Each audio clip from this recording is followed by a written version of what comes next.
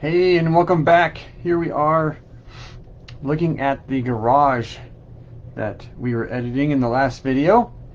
I got some feedback from the client, and basically he likes it except for this opening here. He wants this just to be an opening with a beam across the top instead of a door and a wall. So we're going to do a quick edit to do that, and then I'll show you how we start working on the different sheets for our set of plans. So right now we're in the paper space, which is where we did the printout the other day. So now what we're going to do is go back to the model space and make our edits. So we got to give it a moment to load. Here we go. So while we're waiting for that to load, don't forget, if you haven't already, please find the post above regarding the survey so I know what to put in my online course that shows you how to start your own drafting business. So I pressed the space bar to get the select tool, then I clicked on the line that was the door, and then I clicked the delete key to delete it. Now, when I did these walls, I originally did the exterior walls and then came back in with this interior wall. So this is really convenient because he wants this wall gone. So now I can just click delete, highlight the wall and delete it. Now if I did it any other way, then I would have probably ended up deleting this exterior wall too, which I would have had to done a different process for removing that, making it smaller. Alright, this distance is no longer needed. We're going to delete that. Alright, so this is basically what we needed. This is what the client wanted. So we're good. Now I do need to put it in a beam here, so I'm going to do that. I'm actually going to put it here on this layer, the beams layer. So I'm going to grab my rectangle. I'm going to come over to beams and make sure it's selected, that layer. Now I'm going to come down here and I'm going to get this corner because the beam is going to sit on this corner. I'm going to press V right there at that vertex and bring it across. Now I'm just going to do this, eyeball this part. I'm going to zoom in as close as I can. Now here, I have it set up where my grid lines are every, let's see, inch. Let's see, is that right? Yeah, so inch. So this is a half an inch here. So 1, 2, 3.5. That's a 2 by 4. And I'm going to zoom in closer so I can get to that line right there. Get right as close as I can. Alright, I click once and zoom back out. Now there's my beam. Alright, now when I do beams, I always put a texture on them so they're not just looking like the walls. So we're going to right click, go to properties, come down to the brush, and I'm going to put this diagonal line down here and I'll click OK. So now it has a texture to it. Now if for some reason, oops, I didn't want to see that anymore, I can just come over here to the eyeball and turn it off. So now it's gone.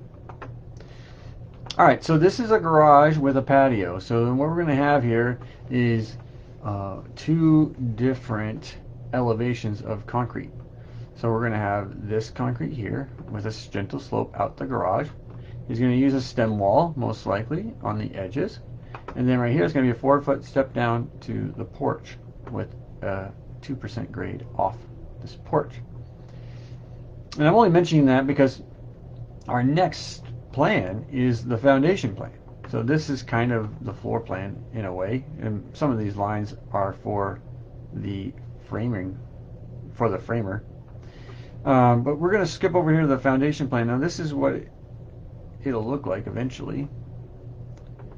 This is the paper space again. Okay, so it's going to have some details, and then it's going to have some notes, and it's going to have the plan. So we're going to go back to the model space. And we are going to work on the foundation. Now, the edges here are already there, so we're going to leave the exterior walls on the foundation plan, and we're going to leave the doors. So what I want to do though is I'm going to turn off these lines here. These are all framing notes, so we're going to click the eyeball to turn them off. Now notice how they're still there in the plan, but they're not visible. So we don't have them visible. So now we're going to work on the concrete plan. We already got the patio in here. Now what we need to do though is draw the footers. So we're going to have footers on each of these posts right here, and then we're going to have a footer around the edge of the garage. So let's grab our polyline tool, and I'm going to I can either eyeball guess this. This isn't something that needs to be accurate. It can just be an estimate. That way, that's just mostly for looks, and so that the concrete guys know where to put it. They're going to know exactly how big to make it. And the details will also show. So in this part, it doesn't have to be specific. However, it is a 12-inch footer in these cases, so we should be able to just come over 12 feet, 12 inches, 12 inches. Now, so we know this is 3.5, so I'm just going to kind of quickly count and get close. Let's see, 4, 5, 6, 7, 8, 9, 10, 11, 12. So this is about right. Hopefully I counted right. Waiting for the ball. Waiting for the weight line. All right, we're going to click here. Yep, we're waiting. Freezing. Okay, here we go. So we're going to start here, and I'm going to click. Now, notice how it is still on beams, and the beams thing is invisible, so we can't see our line. It's started. But we want, since the line is started and we wanted to put it on the foundation, we can click on the foundation, and the foundation has an eyeball, so we can see it. So notice, here we go. All right, I'm going to go zoom out and zoom back in. I'm going to guess about 12 on this too. Let's see, 1, 2, 3, okay. 1, 2, 3, 4, 5, 6, 7. So it's somewhere in here. That's probably good. And what I'm going to do here too, though, I'm going to use the tab key to make sure my angle's at 180 degrees right here. That way I know it's exactly straight there. Zoom out. Come down here. Same thing. Somewhere in here. Just kind of eyeballing it at this point. Got a good feel for it. And you can notice this line, if it's straight, you'll kind of get the distance there from here to the top of the line, and then you kind of match that distance from here to there. And if you ever don't feel confident, then you can go ahead and measure it out. It's not important though that it's exact in this case, because this is just an indicator line so that the concrete guys have a good idea of what they're doing. Alright, so we're going to come around. So again, to get to these measurements over here, I just press the tab key once this is started. Now, looks like, there we go. Now I'm going to press Alt F for finish. You can also press this finish line right here if you want it. Now notice how I didn't measure properly and I got a little overhang here.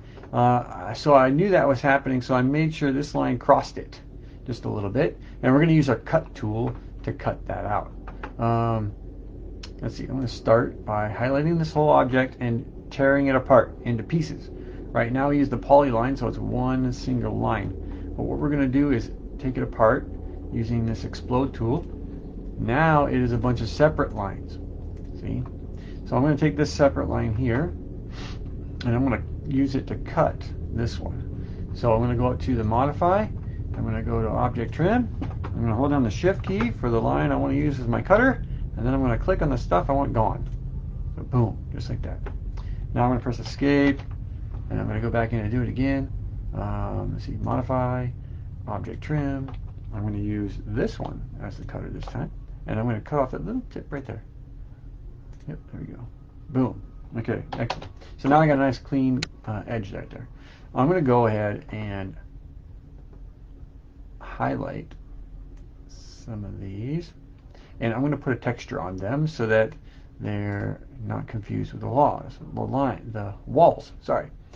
So here we go. I'm going to go to properties.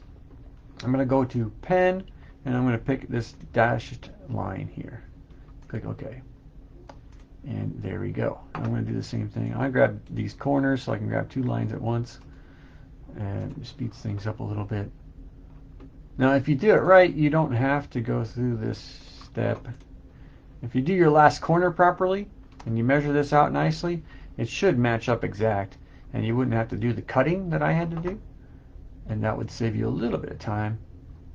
especially on a big plan. All right, here we go. Pan again. Yep, there we go. Boom. All right, so now I could have saved myself some time, actually. I could have put this dashed line to begin with. To do that, I would have just right-clicked on the polyline and then told it to make the thing dashed to begin with. And then I wouldn't have had this problem of having to go and re-highlight all those pieces. I could have also made it dashed before I exploded it.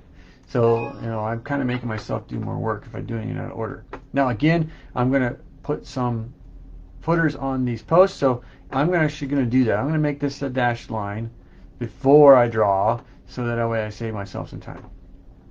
Again, these are going to be 2 feet here, so we're going to come out. Let's see, from the center about 1 foot, so that it's a 2-foot area. So let's see, count 1, 2, 3, 4, 5, 6, 7, 8, 9, 10, 11, 12. There we go. And I can just press tab twice and get 2 feet and 2 feet. Make it a nice square. Perfect.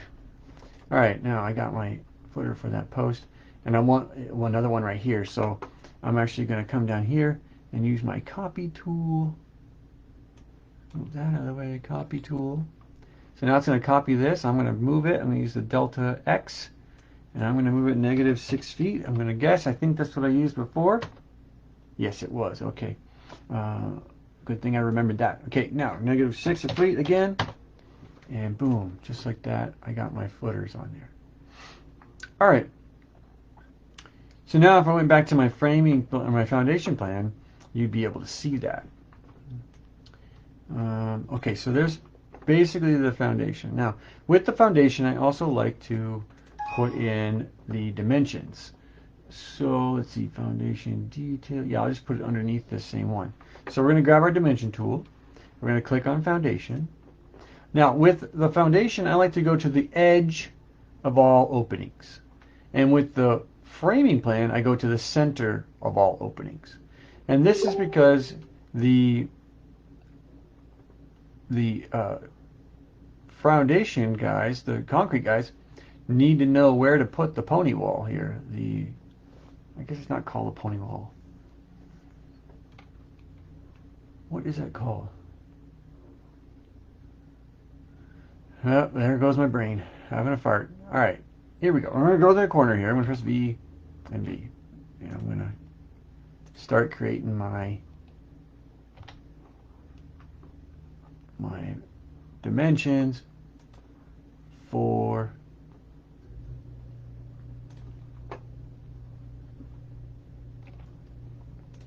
the foundation plan.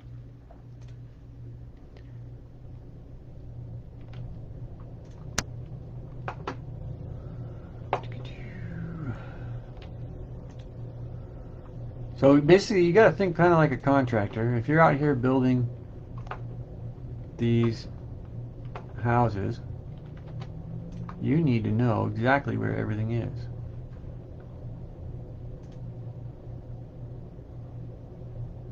Oh, that one's right, actually. Undo that. This is the one that's wrong. There we go. So I clicked on the corner, moved it up, press V so it lines up right. Go back to my dimension tool here. Okay, so V. And then I want to do 2. I want to do one on the inside here. And then I want to do another one to the whole building.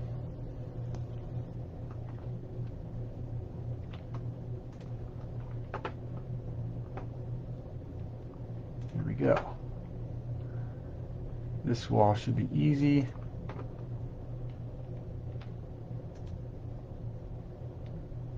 Now I just got to thinking that maybe there's windows on this thing. I'm going to take a quick look to see if there was windows. Let's see. He didn't have any windows. Did he have any windows? Yes, he did. He had one window. A 4 by 5 window. Okay, so we're going to add that window in. So what we're going to do, the window is in the center of this wall. So we're going to come down here to the architecture tool. We're going to grab the window. I'm going to right click on it. Make sure the dimensions are properly. I'm going to click on window main. I'm going to go 4 foot wide by 5 feet tall. And I'm going to bring it off of the ground. I believe he had 8-foot walls. So this is going to be off the ground. See, 5 foot tall window. That's a big window. We don't want the window, so it's coming from the top down. 8. I'm going to go 7 feet to the top of the window, and then 5 feet down. That'd be 2 feet off the ground. This guy doesn't want a window stick 2 feet off the ground. That's really low. He can't even put a workbench or anything underneath it. Okay, so I'm going to make this a 3-foot window, and I'm going to bring it off. Well, this, yeah, I was just thinking that 3 feet off the ground is enough. Maybe even 3.6. I don't know if they make windows that are 3.6 tall. 3.6 and 3.6 is 7 feet. They might make it 3.3s. Yeah, we'll do about 4 by 3, and this will put the window at 6.6 at the top there. I might need to talk to him about that. I've done 404s before. Usually I drop this down a little bit more. Okay, let's try that for now. Okay, 404, 3 feet off the ground. That gives him a lift room for a bench underneath it. So now it's set. The settings are correct. We're going to click on the window, and I'm just going to press the M key here to get it in the middle of the wall, and it should pop up. Now, yeah, there it is. Okay, so it is on exterior walls, which is where we want it. Now, we're also going to put some lines in here. I don't like that window the way it's drawn. So for me, I like to put in this extra little line here. I'm going to go to exterior walls. I'm going to click on the V here and the V here. Oops, it wasn't working. Try again, V. There we go.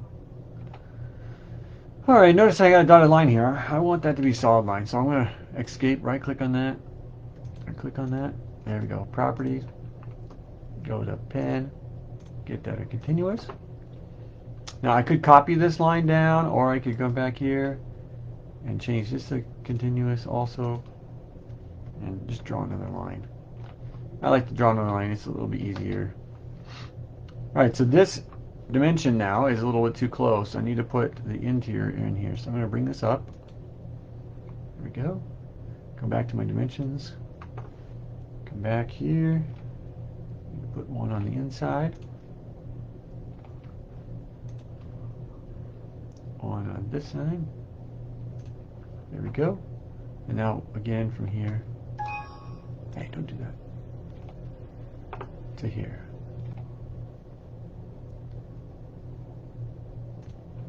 And I'm going to bring that one up because it matches with this 14.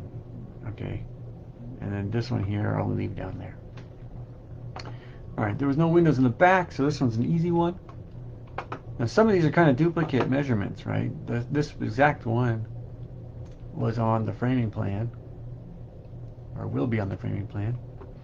So sometimes I just go and highlight the framing plan measurements and I duplicate them, and then I move them to the other layer. Sometimes I do that. Now with these posts, you're going to have to measure each one here. I like to, like I said, go to the edge of them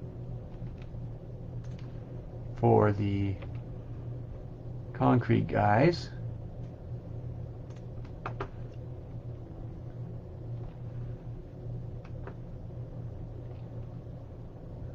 Yeah, that's kind of ridiculous. Let's try this.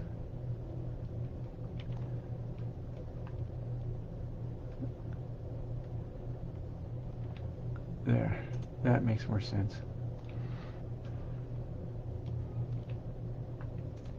There we go.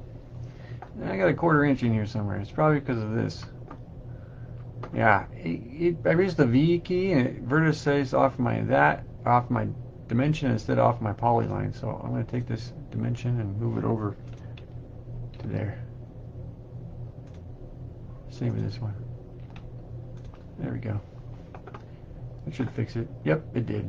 That's good. All right, everything else is right as far as I can tell. This one. Oh, this one too. This one too. Okay. All right. Let's see. We got this.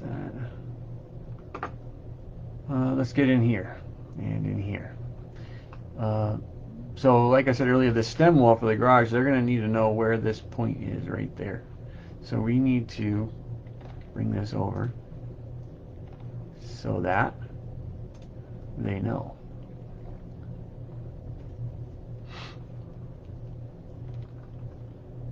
And again, I go to the edge.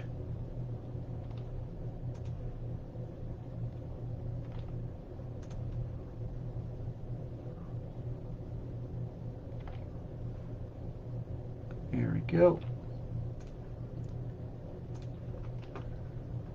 And the framer guy can look at that too.